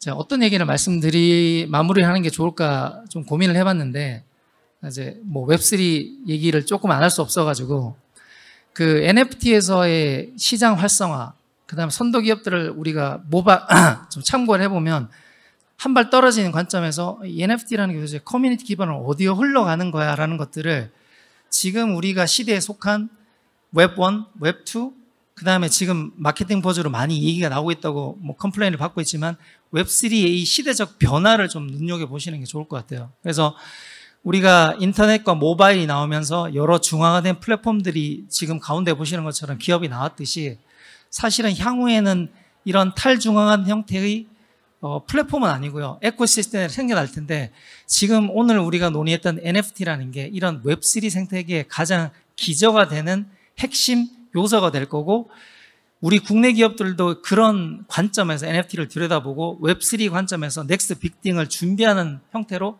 좀 고민을 해주시면 좋을 것 같습니다. 그래서 제가 준비한 내용은 여기까지고요. 제가 짧게 좀 시간이 오버해서 설명을 드렸지만 뭐 추가적으로 나중에 궁금하신 내용 있으면 저나 저희 BCG를 찾아주시면 성실하게 답변을 드리도록 하겠습니다. 네, 이상으로 제 세션을 마치도록 하겠습니다.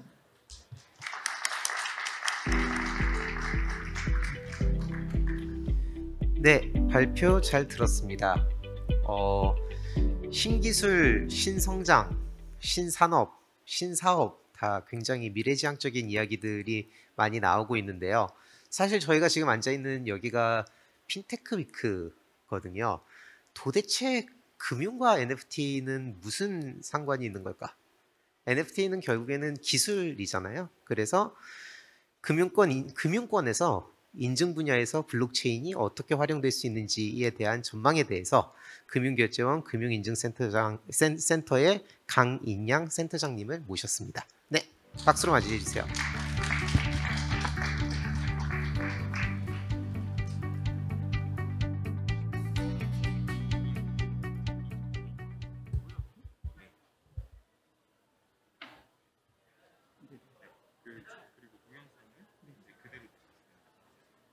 눌러야 되는 거예요?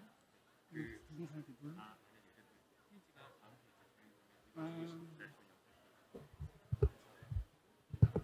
남은 시간이? 아유, 안녕하십니까. 금융결제원 금융인증센터장 강인양입니다. 금융권에서는 블록체인 기술을 활용해요. 신원 확인과 자격 증명 분야에서 활용하고 있는데요. 오늘 발표는 디지털 신원 증명과 분산 아이디에 대한 개발점을 설명해서 구체적인 금융권의 활용 사례를 소개하는 순서로 진행해 볼까 합니다. 본 발표에 대한 이해를 도울 만한 영상을 준비했는데요. 블록체인 기술이 우리 일상에 가져온 변화를 한번 만나보시겠습니다.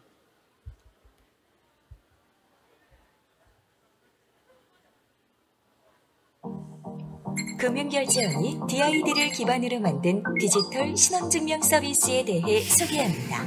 신원증명이란 내가 나임을 인증하거나 주소, 직업, 자격 등의 다양한 개인정보를 확인하는 것을 말합니다. 기존 신원증명 방식에는 신분증 분실, 해킹 등으로 인한 개인정보 유출, 과다한 정보 제공 및 반복되고 번거로운 입력 절차 등 다양한 이슈가 있습니다. DID는 이러한 문제를 해결하기 위해 만들어진 디지털 신원정보 발급, 유통, 검증 플랫폼입니다. 은행에서의 실명 확인 과정을 통해 DID의 기본 개념을 알아보도록 하겠습니다. 운전면허증은 정부에서 본인임을 확인하고 플라스틱 카드로 발급합니다. 반면 DID에서는 발급기관이 본인임을 확인하고 디지털 증명서의 형태로 발급됩니다. 운전면허증은 지갑에 보관되다가 은행 직원에게 전달되는 반면 디지털 증명서는 스마트폰 전자지갑에 보관되다가 QR로 은행 서버에 제출됩니다. 은행 직원이 운전면허증의 사진과 얼굴을 비교하거나 홀로그램 검증 등의 수작업을 통해 신원을 검증하는 반면 디지털 증명서는 발급기관과 공유하는 블록체인을 통해 자동 검증됩니다. 이제 DID 기반 신원증명 방식의 장점을 알아보도록 하겠습니다. 전자지갑을 사용하니 실물을 들고 다닐 필요가 없다는 건 말할 필요도 없겠죠. 당연히 신원정보의 분실 위험도 없습니다. 혹여나 스마트폰을 분실하더라도 비밀번호와 같은 보안 수단으로 보호되니 누군가 내 신원정보를 취득하거나 사용할 수 없습니다. DID는 선택 제출이 가능하다는 장점이 있습니다. 증명서에 포함된 여러 정보 중 내가 원하는 정보만 제출할 수 있죠. 내 개인정보는 스마트폰에만 암호화되어 존재하고 블록체인에는 이를 검증할 수 있는 정보만 등록됩니다. 정보가 수집되지 않으니 유출되지도 않습니다. DID 기반인 블록체인은 모든 참여자가 동등하다는 특징이 있습니다. 따라서 누구나 증명서를 발급할 수 있습니다. 휴대폰 번호, 이메일 주소와 같은 정보가 디지털 증명서로 발급되어 필요할 때마다 제출하면 되므로 같은 정보를 여러 번 입력할 필요가 없습니다. 이런 다양한 장점을 가진 DID를 기반으로 16개 은행과 금융결제원이 구축한 서비스가 마이인포입니다. 그리고 뱅크 아이디는 마이인포의 첫 번째 증명서입니다. 은행이 발급한 뱅크 아이디를 이용해 계좌이체 등의 금융거래를 이용하거나 개인정보를 간편하게 입력할 수 있습니다. 또한 금융결제원은 금융기관에서 본인 확인 시 모바일 운전면허증이 이용될 수 있도록 검증 블록체인을 운영하고 있습니다.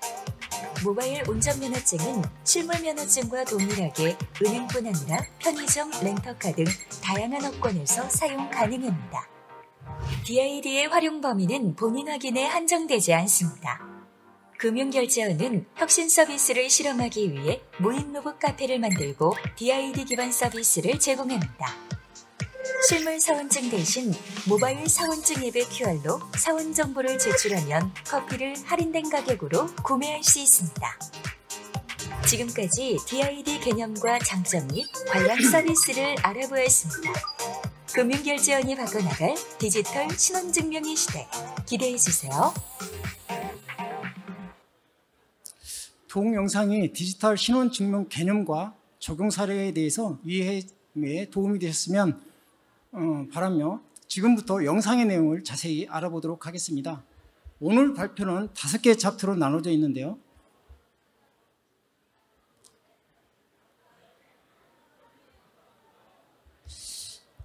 디지털 신원증명의 대두된 배경과 그 다음에 필요성, 그 다음에 신원확인 모델의 패러다임 변화를 시작으로 5개의 챕터로 구성되어져 있습니다.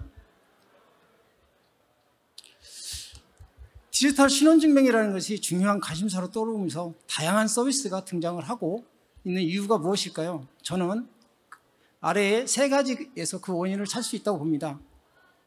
첫 번째는 실물 신분증 소지에 따른 문제점입니다. 우리나라를 포함하여 전 세계는 점차 현금이 없는 사회로 이동 중에 있습니다. 이에 따라서 지갑의 부피는 작아지고 삼성페이 등 모바일 기반의 페이 서비스가 이를 가속화하고 있는데요. 또한 뉴스나 기사에서 등장하는 신분증 유변주나 분실로 인한 각종 금융사고는 이러한 문제를 해결하기 위한 새로운 수단을 고민하게 만들었습니다. 두 번째는 코로나19로 인한 사회 변화입니다. 코로나19가 촉발한 비대면의 경제는 언택트를 넘어 온라인이라고 하는 외부와의 연결을 뜻하는 온택트로 확대되고 있으며 이와 함께 대면 기반의 서비스들이 비대면에서도 동일하게 사용되는 온오프 통합 서비스가 필요하게 되었습니다. 셋째는 제4차 산업혁명 시대의 도래를 꼽을 수 있는데요. 제4차 산업혁명 시대에서의 기술의 발전은 디지털 경제를 활성화시켰고 이러한 디지털 경제 발전을 가속하기 위해서는 새로운 안전하고 편리하면서 동시에 이 2가지를 충족할 수 있는 새로운 신원증명 체계를 필요로 하게 되었습니다. 이러한 사회 변화로 인한 디지털 신원증명이 그 해결 수단 내지는 개선점을 찾아가는 수단으로 부각하게 된 것입니다. 디지털 신원증명에 대한 이해하기 위해서는 우선 신원 확인이 무엇인지 그리고 시대에 따른 신원 확인 패러다임 변화에 대해서 이해할 필요가 있습니다. 신원 확인이란 무엇일까요? 신원 확인은 서비스 이용 자격을 부여하기 위해 이용자의 신분을 확인하고 거래 당사자로 확정해가는 의미입니다. 아주 넓은 의미죠. 이러한 신원 확인을 위한 방식은 시대에 따라서 조금씩 변하는데요. 그 흐름은 개별 서비스 제공자가 이용자의 신원 관리를 모두 하는 고립형 신원 확인 방식에서 하나의 아이디로 여러 서비스를 하는 연합형 신원 확인 방식, 그리고 최근에는 정부 주체의 통제권과 권리 강화라고 하는 시대적 흐름에 따라 블록체인 기술이 사용된 분산 아이디 기반의 자기 주권형 신원 확인으로 변화를 하고 있습니다. 그럼 분산 아이디가 무엇인지 그 정의 및 기술적인 특징은 다음에 알아보기로 하고, 서비스적인 관점에서 분산 아이디 기술을 적용하고 있는 국내의 동향에 대해서 살펴보도록 하겠습니다. 분산 아이디를 이용한 신원 확인 체계가 정착되기 위해서는 발급자와 이용자를 아우르는 생태계의 조성이 필요한데요. 해외 사례를 보시면 EU를 포함한 유럽의 여러 국가들은 블록체인 기술을 적극적으로 활용하면서 국가주도로 모바일 신분증 및 블록체인 인프라를 구축하여 디지털 신원 확인 생태계를 조성하고 있으며, 특히 유럽 연합은 한 국가에 한정되지 않고 여러 국가에서 상호 이용할 수 있는 신원 확인 인프라를 구축하고 있습니다. 국가와 달리 신분증 발급 권한이 없는 민간에서는 미국의 쇼카드나 영국의 요티처럼 이용자가 소지한 신분증을 활용해 블록체인 기반의 전자적 신원을 생성하고 이를 이용하는 서비스를 제공하고 있습니다. 다음 국내 사례입니다. 아마 대부분의 여러분께서도 코로나 유행 초기에 예방접종을 증명하기 위해서 큐브 앱이라는 걸 사용해 본 경험이 있으실 겁니다. 바로 큐브 앱이 분산 아이디 기반의 서비스로 발급기관인 질병관리청의 DID로 서명한 예방접종 증명서를 사용자의 휴대폰에 저장하고 있다가 사용자가 필요할 시 QR로 제시를 하면 이용기관에서 백신 접종 여부를 확인하고 검증하는 절차로 구현되어 있습니다. 이 밖에도 여러 지자체에서 DID 기반의 플랫폼을 구축하고 도민카드나 모바일 도서관 회원증 발급 등 다양한 영역에서 확대를 해가고 있습니다. 지금까지 디지털 신원증명이 무엇인지, 신원 확인의 패러다임이 어떻게 변했는지, 새롭게 등장하는 분산 아이디는 어떻게 적용하는지를 알아보았는데요. 그렇다면 블록체인 기술에서 사용됐다는 자기 주권형 체계인 분산 아이디는 도대체 무엇일까요? 분산 아이디 정의는 다음과 같습니다. 정보 주체인 개인이 자기의 정보에 대한 통제권을 가지고 본인의 신원, 자격을 스스로 관리하고 증명하는 블록체인 기반의 탈중앙화된 디지털 신원증명 체계, 이것이 분산 아이디인데요. 용어가 다소 어렵고 생소하게 느끼실 수 있습니다. 그렇다면 좀 더 쉽게 얘기해 보자면, 우리는 누군가에게 나를 증명할 때 내 지갑에 있는 신분증을 꺼내서 제시를 하곤 합니다. 그때 내 지갑에는 나를 증명할 수 있는 증표가 있는데요. 이러한 개념을 분산 아이디에서 기술적으로 구현한 전자지갑이라고 생각하시면 됩니다. 내 스마트폰 안에 일정 영역에 전자지갑을 생성하고 나의 정보를 저장하고 있다가 내가 필요할 경우 그 전자지갑에서 내 정보를 꺼내서 나를 증명하는 것, 이게 분산 아이디라고 할 수 있습니다. 앞서 분산 아이디를 이용한 신원 확인 체계가 정착되기 위해서는 발급자와 이용자를 아우르는 생태계 조성이 필요하다고 말씀드렸는데요. 분산 아이디 생태계를 구성하는 주체 및 시스템 구성 요소에 대해서 알아보겠습니다. 구성 주체입니다. 어떤 서비스가 운영되기 위해서는 무엇이 필요할까요? 우선 서비스에 필요한 무엇인가를 발급해주는 주체가 있어야 되겠고, 그거를 희망하는 이용 주체가 있어야 되겠고, 그 이용자가 이용할 수 있는 서비스가 있어야 됩니다. 분산 아이디의 생태계에도 다르지 않습니다. 분산 아이디를 발급해 줄 수 있는 신원을 확인하고 분산 아이디를 발급한 후 그 정보를 저장하는 발급기관이 있어야 되겠고, 분산 아이디의 발급을 신청하고 발급받아 소유하고 필요시 제시하는 정보 주체, 그리고 정보 주체가 제시한 분산 아이디 기반의 증명서의 유효성을 확인하고 서비스를 제공하는 이용기관, 이 세 주체가 구성 주체입니다. 시스템적으로는 어떨까요? 정부 주체가 분산 아이디 및 신원 정보를 발급받아 저장하는 전자지갑, 그리고 분산 아이디를 검증하는 데 필요한 정보를 기록하는 분산 원장이라고 불리는 블록체인 저장소가 시스템 구성입니다. 그리고 발급기관 및 이용기관에서 발급하거나 검증할 때 필요한 툴인 SDK를 활용하고 있습니다. 앞선 슬라이드에서 알아본 분산 아이디 생태계의 구성 주체 및 시스템 구성 요소를 도식화해서 한번 전체적으로 보겠습니다. 기본적으로 분산 아이디 생태계는 PKI 암호화 기술을 사용하고 있는데요. PKI는 우리나라 말로 공개키 기반입니다.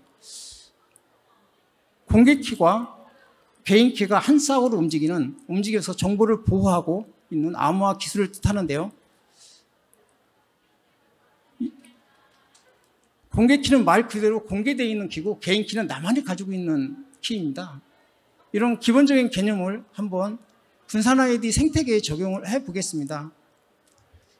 정보 주체인 내가 디지털 증명을 발급을 요청하면 발급기관은 VC를 발급해서 해당 블록체인에 발급기관의 개인키로 암호화해서 저장을 하게 됩니다. 정보 주체는 그 VC를 자기의 스마트폰 안에 있는 전자지갑에 저장을 한 후에 이용기관에서 이용하는 서비스를 활용하기 위해서 그 VC 중에서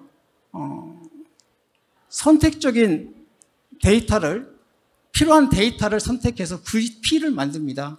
이 VP를 이용기관에 제시하게 되면 이용기관은 그거를 발급기관과 정보주체의 공개키로 이거를 검증을 해서 서비스를 제공하게 되는 겁니다.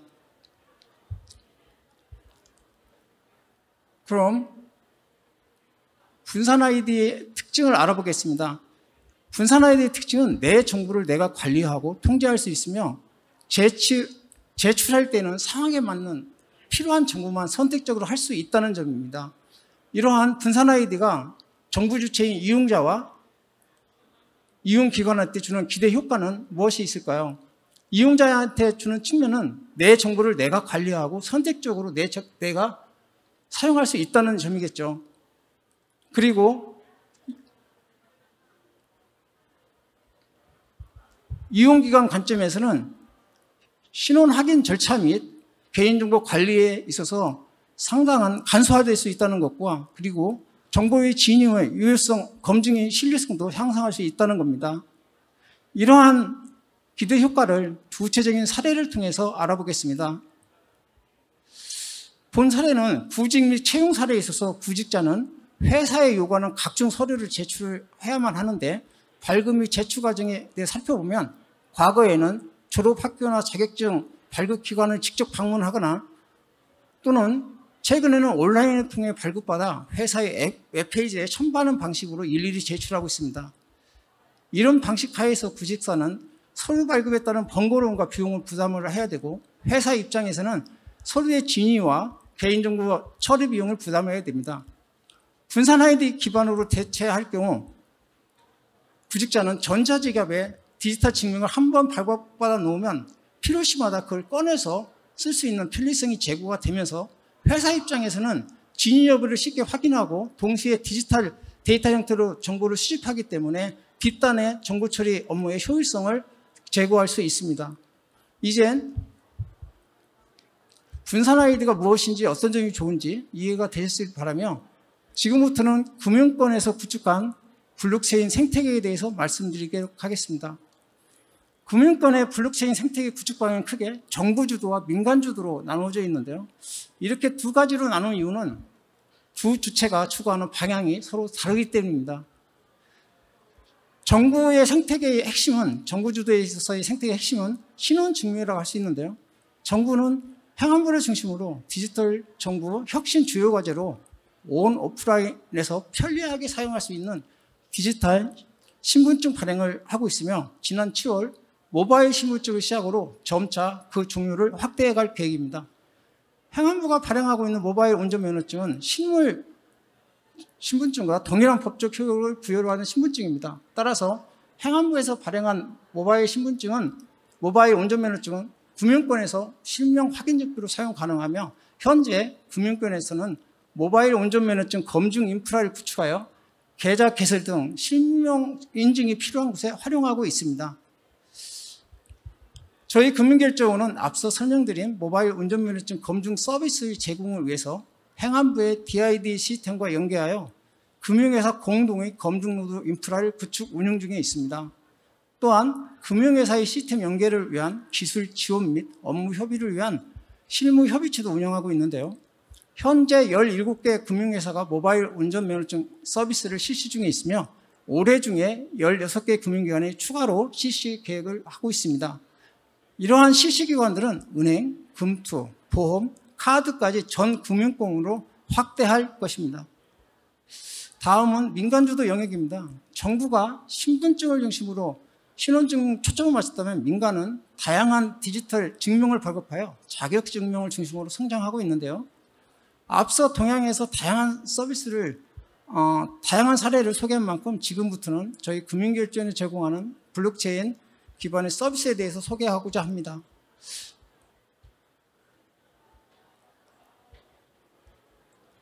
먼저 모바일 사원증입니다. 금융결제원 직원들이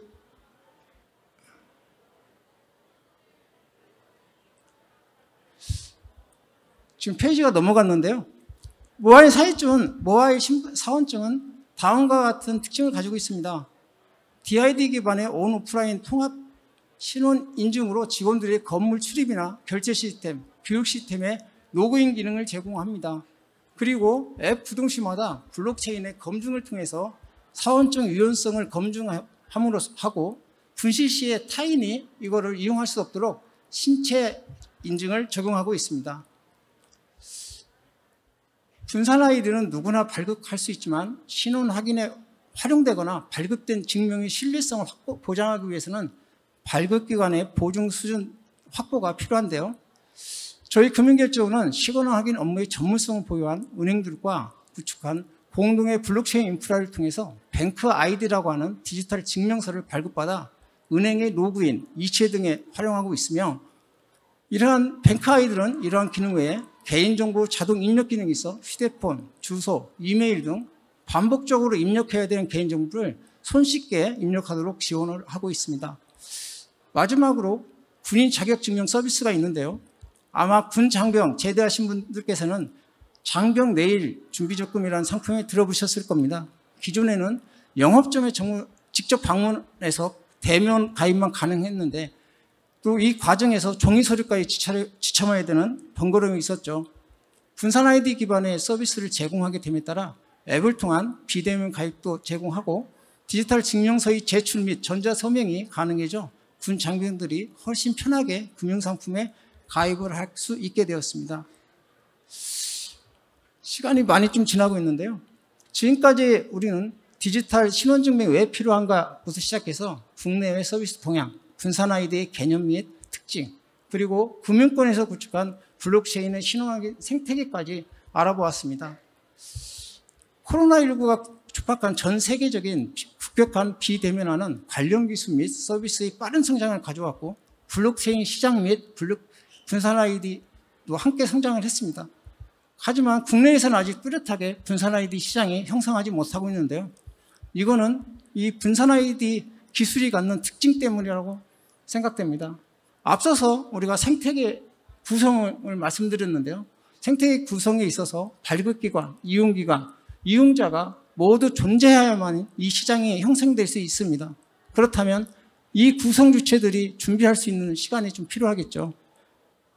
그렇다면 우리가 종국적으로 거대한 분산 아이디 생태계를 구축해서 지금 무엇을 고민해야 될까요? 저는 상호 인증과 발급 종류의 확대에 대해서 고민할 필요가 있다고 생각합니다. 다양한 이종 간의 블록체인 간 상호 호환을 제공하여 연계를 통한 생태계 외연을 확장하고 디지털 증명의 이용처 및 발급 종류를 확대해서 생태계의 내연을 풍부하게 하는 작업. 이것이 앞으로 블록체인이 나아가야 될 방향이고 이러한 방향으로 시장이 형성될 것이라고 예상해 봅니다. 이상 발표를 마치겠습니다. 감사합니다. 네, 발표 잘 들었습니다. 앞쪽에 시장에 대한 이야기에 이어 왜 이렇게 말이 잘 안 나오는지 모르겠어요. 그 기술과 결제원의 고민에 대해서 잘 들었고요. 이제 세 분 연사분들을 모시고 토론을 진행하도록 하겠습니다. 세 분 연사분들 앞으로 나와주시기 부탁드립니다.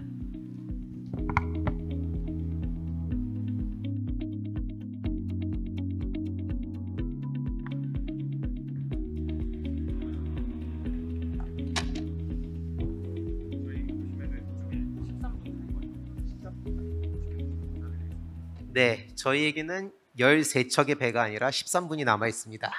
네, 그래서 13분 동안 사실 그 정상적인 토론을 진행하기는 쉽지는 않을 것 같아요. 그렇잖아요. 근데 제가 일부러 뭐 시간을 더 쓰시는데 전혀 터치를 하지 않았던 이유는 저희가 여기 앉아 있는 이유는 이 얘기를 들으러 와서 그런 거잖아요.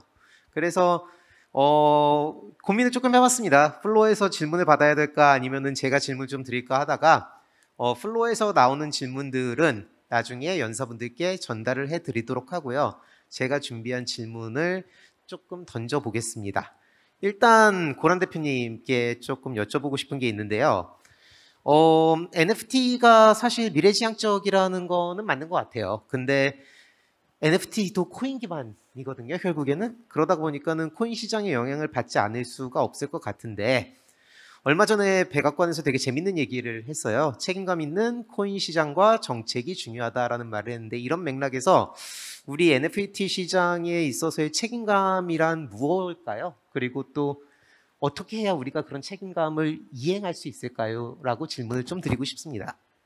네, 저는 이용자 관점에서 답변을 드리기 때문에 책임감이라는 측면을 말씀하셨으니까 투자자로서의 책임감을 먼저 강조를 드려야 될 것 같습니다. 지금 모든 시장의 초기는 굉장히 혼란스럽습니다. 투기가 난무하고 있고요. 뭐 교수님 더 잘 아시겠지만 지금은 어떻게 보면 자본시장의 규범처럼 여겨지고 있는 뉴욕 증권시장도 초기에는 뭐 난리도 아니었잖아요. 그 프랭클린 루즈벨트 대통령이 SEC라는 기관을 만들면서 초대 의장으로 누구를 임명하셨는지 아시죠? 네, 바로 존 F 케네디 대통령의 아버지를 임명했습니다.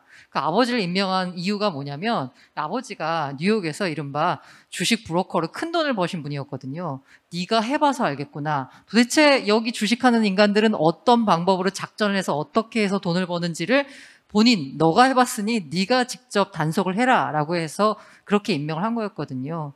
원래 시장의 초기에는 투기가 난무하고 투자자 위험이 큽니다. 그런데 일반인들이 NFT 시장에 접근을 할 때는 사실 이 초기이기 때문에 기대 수익도 크거든요.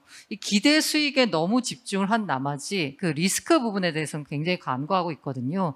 그래서 이 리스크 부분을 잘 보시고 투자를 하셨으면 좋겠다는 말씀을 드리면서 투자자 책임이라고 강조를 드린 이유가 뭐냐면 모든 투자 방송의 첫 페이지에는 이런 말이 나옵니다. 투자는 본인의 선택이다라는 말이 나오거든요. 뭐 우리가 줄여서 투번선이라는 말씀을 드리는데 개인적으로 누가 저에게 NFT 투자 어떻게 하면 좋을까요? 라고 하면 투자를 하지 마셔라 라고 말씀드립니다. NFT 같은 경우에는 코인보다도 유동성이 떨어지기 때문에 투자에 굉장히 잘 알고 들어가셔야 되는데 우리가 부동산 투자할 때는 임장도 다녀보고 굉장히 꼼꼼하게 따지면서 큰돈 들어가는 주식은 물론이고 코인 투자, NFT 투자는 굉장히 그냥 남의 말 듣고 오 하는 분위기에 쏠려서 하시거든요. 그래서 시장이 초기인 만큼 기대 수익도 크지만 리스크도 크다. 본인이 잘 공부하시고 투자해야 된다라는 말씀 드리고 싶습니다. 공짜 점심은 투자 시장에는 존재하지 않고요. 공부한 만큼 리스크는 줄고 기대이익은 높아진다라는 말씀 드리겠습니다. 네, 답변 감사드립니다. 공짜 점심은 없다. 제가 나름 경제학 전공이거든요. 가끔 까먹는데요. 제가 블록체인 전공했는 줄 알았어요, 저도. 근데 공짜 점심 없다라는 말이 되게 마음에 와 닿습니다. 저도 사실 의도치 않게 제가 그것이 알고 싶다를 4번을 나갔더라고요. 근데 금융사기 전문가로 거듭나고 있는 제 자신을 보면서 이 시장이 얼마나 혼탁하고 초기에 이런 많은 문제들이 있음을 인지를 하고 있으나 대표님께서 말씀해 주셨듯이 증권시장도 마찬가지였습니다. 그런 맥락에서 봤을 때 좋은 말씀 잘 들었습니다. 네, 이제 보스턴 컨설팅 그룹의 진창호 파트너님께 질문을 드리겠습니다. 사례 너무 재밌게 봤어요. 네, 사실 저희가 접근할 수 없는 사례들이 많잖아요. 그래서 저런 자료들이 있으면 되게 많은 것들을 할 수 있겠는데 라고 생각을 하다가 내가 보면은 산업에서 되게 싫어하겠다라는 생각도 했거든요. 산업에서 NFT를 사용하는 그리고 어떻게 관심을 가지고 있는지가 되게 궁금한데요. 그거를 그냥 뭐 뜬금없이 질문을 드리면 어려울 것 같고 해외 사례들을 보았을 때 국내 산업이 참고할 만 아니면은 뭐 기억해야 할 것들이 무엇이 있을지 그리고 국내의 특수성 또 무엇이라고 생각을 하시는지가 궁금합니다. 사실 뭐 그런 질문을 이제 기업 관계자분들한테 많이 받는데, 그럼 제가 드리는 답은 이제 저랑 BCG를 불러주셔서 컨설팅을 하셔야 된다 이렇게 말씀을 드리긴 하는데, 아니, 농담이고요. 어쨌든 아까도 말씀드렸지만 NFT 이제 블록체인의 전반적인 유스 케이스가 많이 활성화되고, 지금 웹3 아까 고란 대표님 하셨던 메타버스랑 연계되는 그런 큰 빅띵이 이제 오는 관점에서 기업들이 사실은 관심도 되게 많고 고민도 많으신데, 또 본인들이 안 해보던 영역이기 때문에 어떻게 해야 될지를 잘 모르세요. 그래서 첫 번째 부분은 사실 기업의 특성마다 좀 다르긴 하지만 이거를 어떻게 접근해야 되는지에 대한 방향을 좀 말씀을 드리고 싶은데, 우리나라 기업의 특수성을 좀 살펴보면 대기업은 의사결정이 되게 상당히 좀 느린 편이에요. 글로벌 기업들에 비해서. 그러니까 어떤 얘기냐면, 아까 제가 보여드렸던 사례 중에 글로벌 기업들이 되게 빠르게 움직이는 형태를 보면, 아디다스에서 저희 BYC를 사서 실제 마케팅 활동을 하는 형태를 보면 되게 빠르게 움직이거든요. 근데 저도 기업 컨설팅을 많이 하다 보니까 기업 내에서 의사결정 구조를 특히 잘 알고, 특히 대기업, 금융권은 더 심하고요. 그 의사결정이 얼마나 힘든 과정을 알기 때문에 제가 느끼는 두려움과 불편함은 이러다 기회를 놓치는 거 아닌가? 너무 늦게 들어가는 거 아니냐? 이런 부분이 또 있는 반면, 제가 블록체인 업계 한 4, 5년 컨설팅 하다 보니까 또 나머지 드는 우려 두 번째는 어떤 게 있냐면 이런 게 있어요. 옛날에 비트코인이 되게 활성화됐을 때 주변 오셔서 백서를 어떻게 쓰냐, 백서 좀 써달라, ICO 하고 싶다, 진짜 이렇게 질문하시는 분이 계시고, 그 작년 연말 같은 경우는 NFT도 우리도 NFT 발행하고 싶은데 누가 막 된대, 가서 하면 가격도 올라가고 우리도 해볼까? 이렇게 고민하시는 분이 계셔서, 실제 대기업 말고 약간 중견기업이나 스타트업이나 이런 컨텐츠를 좀 가지고 있는 기업들은 욕심이 기술 기업하고 연동해서 빨리 그냥 NFT 발행하면 뭐 기업이 달라질 것 같다고 생각하시는데 사실 그렇지는 않거든요, 지금 시장에 보면. 그래서 저는 이 두 가지 방향에서 한국 기업들이 가지고 있는 딜레마, 의사결정이 느리고 하여튼 꼼꼼하게 따져보는 건 좋은데, 그렇다고 또 스타트업이나 작은 기업들은 실행이 또 빠르면서 방향을 못 잡는 이런 것들이 있는 관점에서 사실 그 두 가지를 동시에 하시는 게 가장 좋아요. 그러니까 저도 이제 코인 공부를 하지만 공부하면서 투자하듯이 기업들도 NFT라는 게 너무 큰 거라고 생각하지 말고 작게 시작은 해보되, 아까 제가 말씀드렸던 전략적 방향에 대해서 발행으로 끝나는 게 아니라 지속 가능한 모델이라는 게 뭐고, 커뮤니티는 어떻게 형성하는 거고, 참여자를 어떻게 동의를 시켜서 여기 끌어들이고, 웹3나 메타버스는 어떻게 연결해야 되지? 이런 그림을 그려놓고 시작해야 된다, 이제 그런 말씀드리고, 그런 관점에서 실제 기업들의 주체는 과거에는 누가 이제 NFT나 블록체인 프로젝트를 했냐 하면 CIO나 CDO가 했어요. 네, 그래서 이제 정보 책임자, 그다음에 IT, 그다음 디지털 책임자들 했는데, 사실은 저도 뭐 블록체인이나 NFT 다른 형태를 계속 공부해 보니까 이게 기술 드리븐으로 하는 사업이 아니고요. 마케팅이나 전략이나 그다음에 IT, 디지털 이 팀이 같이 모여서 같이 머리를 맞대야 되고요.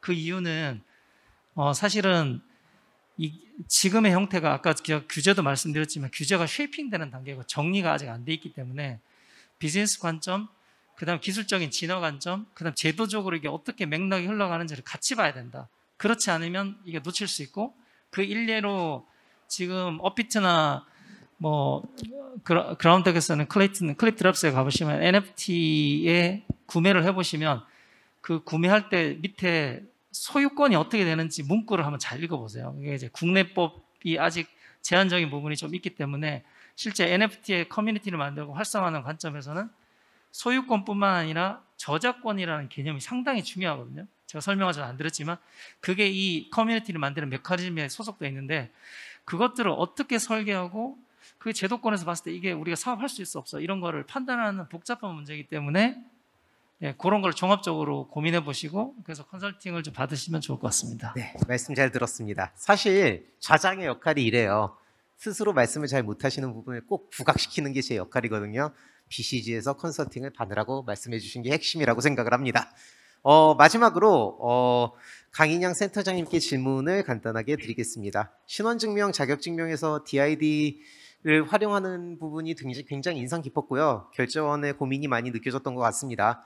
다양한 자격증이 사실 증명이 원활하게 유통되는 시장이 중요하거든요. 근데 그런 데 있어서 블록체인 생태계를 만들려면 어떤 점이 고려가 되어야 할까요? 뭐 이거 여기에 대해서 좀 질문을 드리고 싶습니다. 네. 블록체인 생태계 구축을 위해서 다양한 사업자가 서비스 모델을 고민하고 신규로 개시하는 것은 여러모로 좋은 일입니다. 그런데 이렇게 제공된 서비스들이 폭넓게 유통되기 위해서는 상호 호환에 대해서 고려가 필요한데요. 서비스적인 관점에서 공동의 서비스 환경을 원활히 구축하기 위해서 우리 금융결제원은 한국은행, 금정처와 같이 분산 아이디 서비스 분야에 대한 표준을 제정을 했습니다. 표준을 참고하여 비즈니스 모델을 고민하고 개발을 하고, 그렇다면 다양한 주체들이 함께 성장할 수 있는 생태계가 구축될 거라고 생각이 됩니다. 네, 세 분의 토론 잘 들었고요. 시간 관계상 플로어에서 질문을 받지는 못했는데요. 딱 시간 맞췄거든요, 제가. 원래 자장의 가장 중요한 역할은 시간이에요. 그래서 잘 맞췄고요. 질문 있으신 분들은 질문을 QR코드를 찍어서 주시면 정리를 해서 연사분들께 전해드리도록 하겠습니다. 네, 그럼 저희는 여기까지 하겠습니다. 감사합니다.